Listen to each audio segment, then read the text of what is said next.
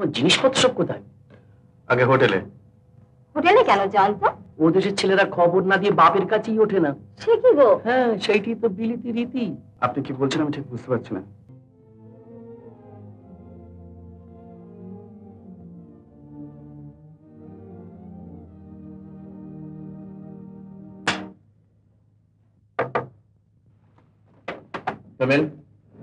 Good evening Jayanta.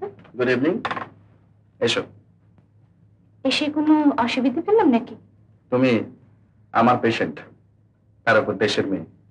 আসবে, বসো। Thank you.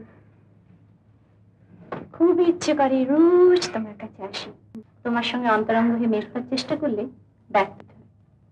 তাই মনে হয় হয় তোমার অন্তর নেই, না হয় অন্য কোনো জায়গায় বাঁধা আছে। হ্যাঁ, এখন কাজের কথা বলি। আমার যেখানে অপারেশন হয়েছিল কাল থেকে স্লাইট পেইন হচ্ছে। পেইন হচ্ছে? হ্যাঁ।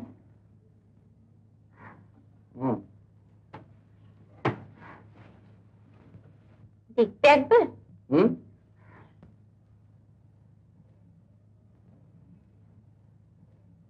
কাল সকালে হসপিটালে যেও। কেন এখানে? না, আমি কিন্তু কিছু মনে করব না। আমি কিন্তু মনে করব।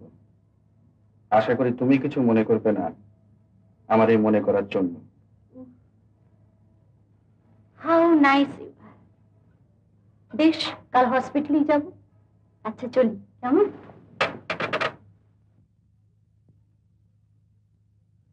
শুনলাম নাকি তুমি দেশে ফিরছো? হ্যাঁ। কই, এ কথা তো আমাকে বলনি। আমিও তোমার সঙ্গে যেতে পারতাম। এতদিন শুধু এখানে আছি একসঙ্গে ফিরবো বলে। আমি জানতাম না হঠাৎ আমাকে দেশে ফিরতে হবে। আমার প্রফেসর কর্নেল চৌধুরী আমাকে একটা ভালো কাজ অফার করেছেন এবং সেই কাজে ইমিডিয়েটলি জয়েন করবার জন্য আমাকে টাকাও পাঠিয়ে দিয়েছেন। আর দেশ ছেড়ে বহুদিন বিদেশে পড়ে আছি, তেমন ভালোও লাগছিল না। দেশের কথা ভুলিয়ে দিতে পারি এমন বুঝি বা কেউ বা কিছু নেই এখানে? হয়তো আছে, হয়তো বা নেইও। খুঁজে একবার অবকাশ হয়নি আরতি। আমার নিমন্ত্রণের কথাটা বলিনি তো? আমি তো বলেছি দেশে ফিরে নিশ্চয়ই তোমাদের ওখানে যাব। ধন্যবাদ জয়ন্ত। তুমি চলে যাবার পর কন্টিনেন্ট আমার একদম ভালো লাগবে না। তাই ভাবছি নেক্সট অ্যাভেলেবল প্ল্যানে আমিও রওনা হব। বেশ তো। বুঝতে পেরেছি জয়ন্ত, জীবনে আঘাত পেয়েছ খুবই, কিন্তু তাই বলে ভেঙে পড়লে তো চলবে না। তোমার চিঠির উত্তরে আমি তোমায় তো সব কথাই খুলে লিখেছি। হ্যাঁ। দেখো, আমার বয়স হয়েছে, আর তেমন খাটতে পারি না, অথচ রুগীরাও ছাড়তে চায় না।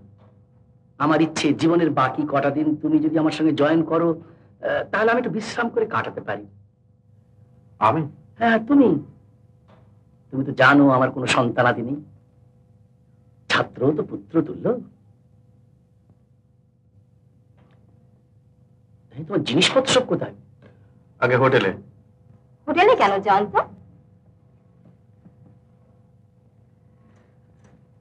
আগে না, মানে কলকাতায় কোথায়?